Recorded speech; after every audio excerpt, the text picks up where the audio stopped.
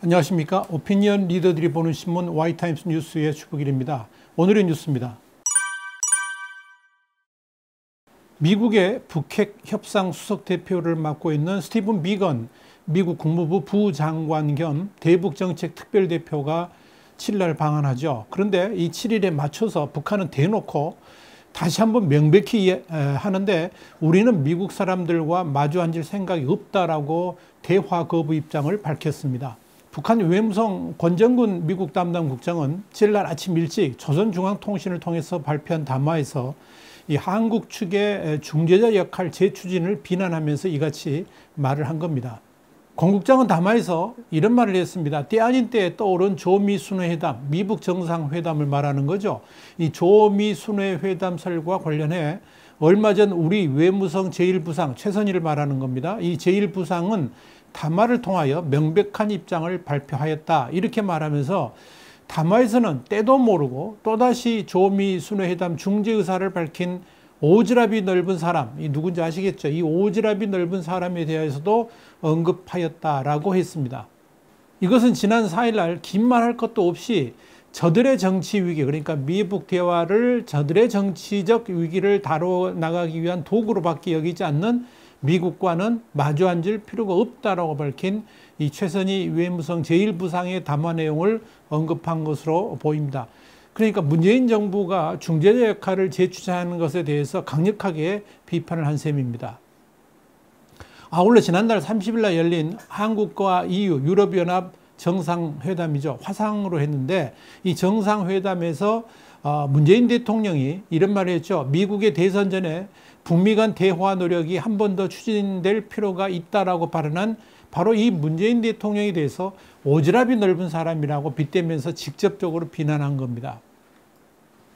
이 최선희 부상이 섣부르게 중재 의사를 표명하는 사람이 있다라며 문재인 대통령을 비난한 것에 이어서 이날 담화에서도 오지랖이 넓다라면서 다시 문재인 대통령을 북한이 조롱했다 이렇게 볼 수 있을 겁니다. 권 국장은 담화에서 사실 언어도 다르지 않기에 별로 뜯어보지 않아도 쉽게 알아들을 수 있게 명명백백하게 전한 우리의 입장이었다 그러면서 그럼에도 불구하고 말귀가 어두워서인지 아니면 제 좋은 소리를 하는 데만 습관돼서인지 지금도 남쪽 동네에서는 조미, 그러니까 미북 순회회담을 중재하기 위한 자기들의 노력에는 변함이 없다는 헛된 소리, 그러니까 정신 나간 소리들이 계속 울려나오고 있다라고 비난을 했습니다. 이 정도면 문재인 정부가 미북 대화에 끼어들지 말라라는 입장을 재차 강조한 거나 다름없죠. 권 국장은 이어서 점점 더 복잡하게만 엉켜 돌아가는 조미 관계를 바로 잡는다고 마치 그 무슨 해결사나 되는 듯이 자체에 나서서 제 코도 못 씻고 남의 코부터 씻어줄 걱정을 하고 있으니 참으로 가관이라고 해야 할 것이라고 비난하면서 이제는 삐치개질, 그러니까 참견질 좀 그만할 때도 된 것 같은데 그 버릇 떼기에는 약과 처방이 없는 듯하다. 이처럼 자꾸만 불쑥불쑥 때를 모르고 잠꼬대 같은 소리만 하고 있으니 북남 관계만 더더욱 망칠 뿐이라 그러면서 문재인 정부를 조롱했습니다. 이 말은 다시 말씀드려서 이 문재인 정부가 중재자 역할을 자처하고 나서는 것 자체가 오히려 남북 관계를 망칠 수도 있음을 경고한 겁니다. 아마 또 이 말을 듣고 남쪽의 또 일부는 그러겠죠. 그 말 자체가 남북 대화를 하고 싶어서 그런 거다. 이렇게 또 해석하는 사람도 있을 겁니다만은 참 코미디죠. 권 국장 그러면서 이랬습니다. 참으로 보기도 딱하지만 중재자로 되려는 미련이 그렇게도 강렬하고 끝까지 노력해보는 것이 정소원이라면 해보라는 것. 그러면서 그 노력의 결과를 보게 되겠는지 아니면 본전도 못 찾고 비웃음만 사게 되겠는지 두고 보면 알게 될 것이다. 이렇게 희롱을 했습니다.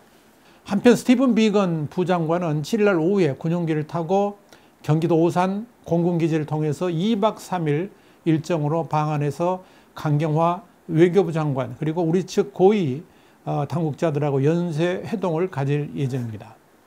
자, 뉴스 소개기입니다. 이 뉴스 소개기는 오늘의 뉴스에 대한 Y타임스의 시각을 명쾌하게 정리해드리는 코너입니다. 이번 스티븐 비건 미 국무부 부장관의 방안에는 몇 가지 미스터리들이 숨어 있습니다. 우선 한국 정부가 지난 6월 하순 비건 부장관이 한국에 와서 북한 측하고 미북 정상회담 등을 논의할 가능성이 있다는 뉘앙스를 풍기면서 언론에 소문을 냈습니다. 그러면서 남북미 대화의 필요성도 강조를 했죠. 미 국무부는 지난달 30일 날 정작 비건 부장관의 한국행 여부를 묻는 VOA, 그러니까 미국의 소리 기자의 질문에 대해서 전혀 계획이 없다라고 발표를 했습니다. 이 내용은 VOA의 기사로도 실렸습니다. 그러다가 다시 비건 부장관의 방안이 추진된 겁니다. 그리고 비건이 이제 7일날 한국에 오죠. 그런데 이 한국에 오는 7일날 북한은 미국과의 대화를 거부했습니다. 이 과정에 무슨 일이 있었을까 추정을 좀 해볼 필요가 있습니다. 일단 추론할 수 있는 것은 박지원 국정원장, 이인영 통일부 장관, 임정석 특보, 그리고 서훈 안보실장의 새로운 외교 안보 라인이 어느 정도 구체화되면서 미국과 북한 간의 대화를 적극 추진하기로 한 것으로 보입니다. 문 대통령도 지난 달 30일 날 EU 정상들과의 화상회의를 통해서 그렇게 이야기를 했죠. 그러면서 비건 부장관의 방한 사실도 흘린 겁니다. 그런데 이때까지 북한에 대해서 대화 제의를 하기는 했지만 확답은 받지 못한 것으로 보입니다. 대통령이 이 발언 후에 최선희 국장의 4일 발언이 나왔기 때문이죠. 그러니까 이전까지도 비건 부장관의 방안을 미 국무부는 확인해 주질 않았습니다. 그저 침묵했을 뿐입니다. 그런데 미국의 매체들이 비건 부장관의 방안을 다시 기정사실화하기 시작했습니다. 그게 한국 시간 5일입니다. 우리 청와대도 역시 마찬가지였습니다. 그리고 드디어 7일 비건 부장관이 한국에 오기로 했는데 정작 7일 아침에 북한이 다시 미국과의 대화 거부를 재차 확인하면서 남쪽도로 중재자 노릇도 집어치우라고 오히려 공박하고 나선 겁니다. 아마도 지난 6월 30일에 그 문 대통령 발언과 새로운 외교 안보 라인이 만들어지면서 북한에 계속 미국과의 대화를 요청한 것이 아닌가 보여집니다. 그래서 7일 방한하는 비건 부장관을 8일쯤에 판문점으로 보내가지고 북한과 대자시키면서 북한 비핵화 문제를 다시 풀어가 보도록 한 것이 아닌가 보여집니다. 그래서 미 국무부도 비건의 방한 목적에 대해서 뭐라 그러느냐. 북한에 대한 최종적이고 완전하게 검증된 비핵화, 그러니까 FFVD를 다시 언급한 것으로 보입니다.